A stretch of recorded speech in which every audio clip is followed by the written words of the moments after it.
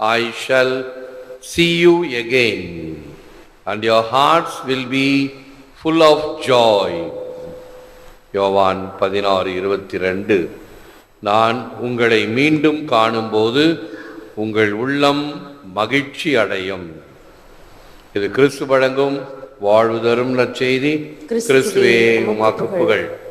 இயேசுவில் அன்பார்ந்த சகோதர சகோதரிகளே, அன்பார்ந்த தொலைக்காட்சி விசுவாசிகளே, nothing comes and nothing goes that is not paid with mourn, for we are born in another's pain and perish in our own. Francis Thompson, முனகல் அல்லது கஷ்டம் இல்லாமல் எதுவும் வருவதும் இல்லை, போவதும் இல்லை. நாம் மற்றவரின் வலியால் பிறக்கிறோம், நாமவே அழிந்து விடுகிறோம் நம்முடைய துன்பத்தினால், வலியினால். வலி என்பது, மரணம் என்பது பாவத்தினுடைய சம்பளம். இதை பைபிளினுடைய முதல் புத்தகத்திலேயே ஆதி பெற்றோர்கள் செய்த தவறினால் மனிதனுக்கு கிடைத்த சாபங்கள். மனிதன் மிக சிறந்த நிலையிலே படைக்கப்பட்டான். அவனுக்கு கொடுக்கப்பட்ட அந்த அந்தஸ்து, பெருமை மிக மிக சிறந்ததாக இருந்தது. அதை தன்னுடைய ஆணவத்தால் அழித்து கொண்டான். ஆகவே அந்த ஆணவத்தால் வந்த அழிவுதான் இந்த வலியும் வேதனையும் சாவும். இறைவனுடைய தனிப்பெரும் கருணையினால் இதிலிருந்து மீட்பதற்காகத்தான் மீட்பர் அன்றே அந்த ஆதி பெற்றோருக்கு வாக்களிக்கப்பட்டார். உமக்காக, உம்முடைய நிலையிலிருந்து இவைகளை மாற்றுவதற்காக ஒரு மீட்பரை அனுப்புவேன்.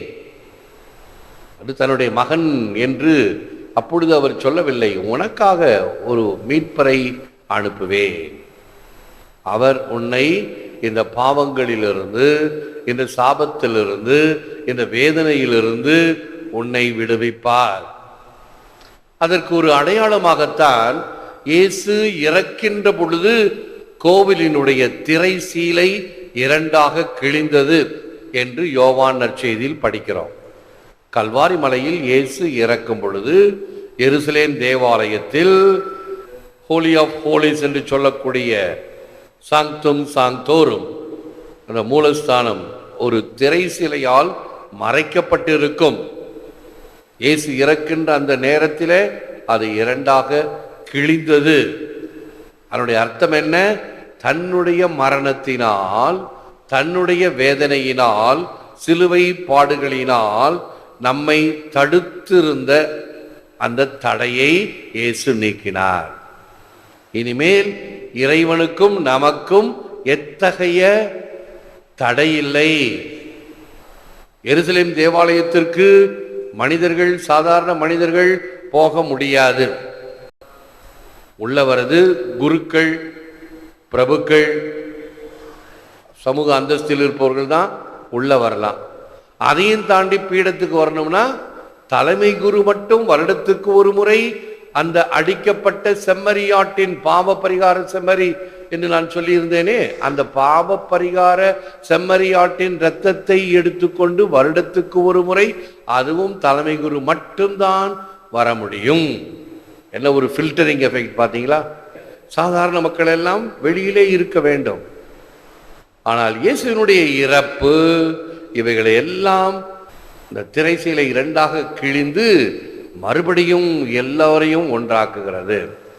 ஆகவேதான் இந்த பீடத்துக்கு முன்னாடி கிராதி போடுவாங்க இல்லையா, அந்த காலத்தில் அதெல்லாம் எடுத்ததனுடைய காரணமே இதுதான்.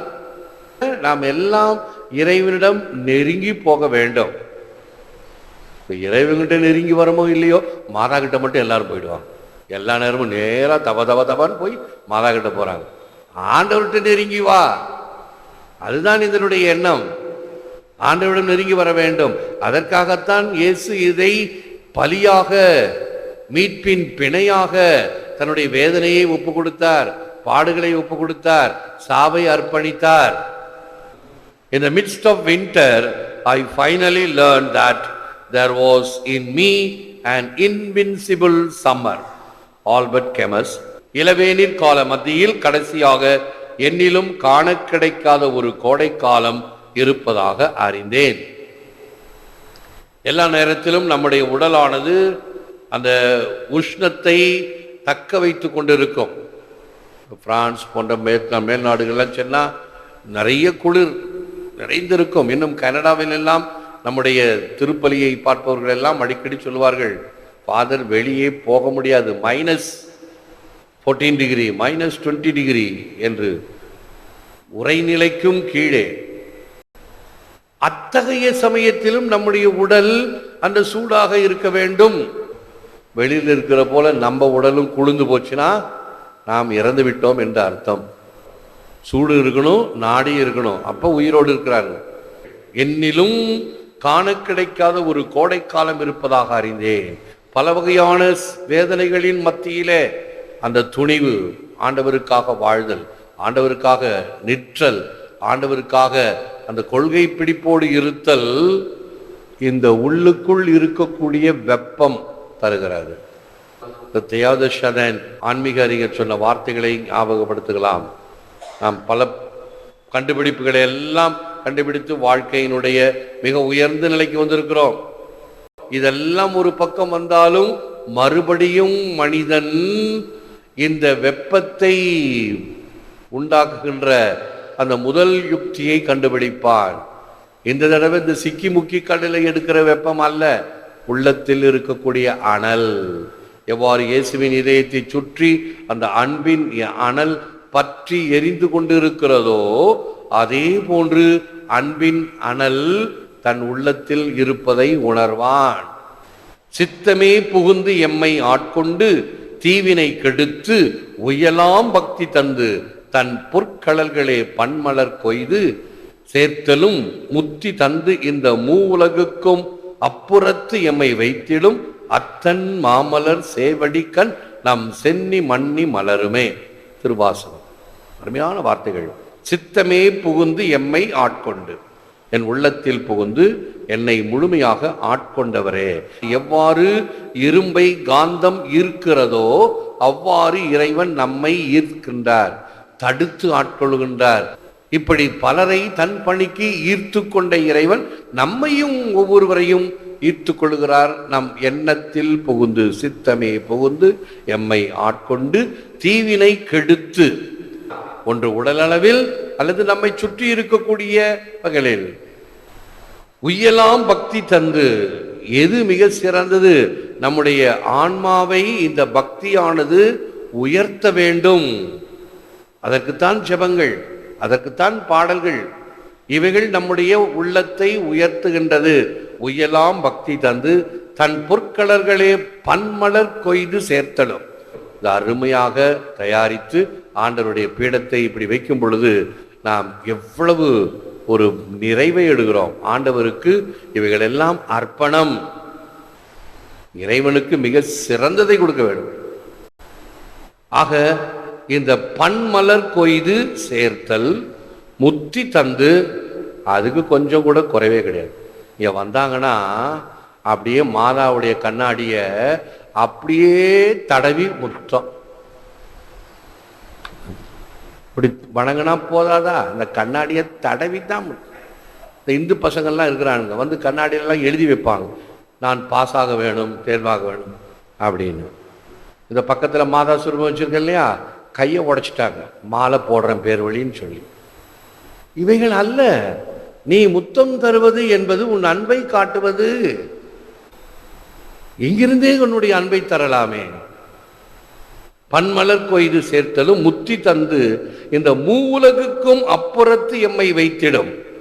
இறைவா, உம்மிடம் கொண்டு வந்து எம்மை சேர்த்திடும் அத்தன் மாமலர் சேவடிக்கண்.